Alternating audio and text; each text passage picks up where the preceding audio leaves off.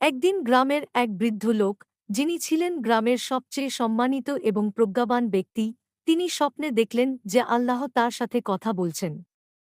আল্লাহ তাকে বললেন, এই আঙ্গুর বাগানটি আমার দান, এবং আমি তোমাদেরকে এই বাগানের সঠিক পরিচর্যা ও রক্ষণাবেক্ষণের দায়িত্ব দিয়েছি।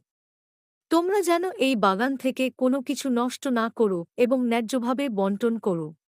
গ্রামের বাইরে ছিল একটি বড় আঙ্গুরের বাগান, যা ছিল গ্রামের প্রধান আয়ের উৎস।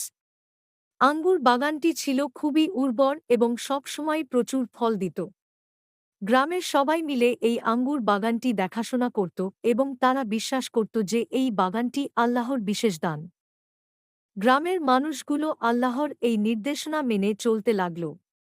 তারা দেখল যে তাদের বাগানে আগের থেকে আরও বেশি ফসল উৎপাদিত হচ্ছে।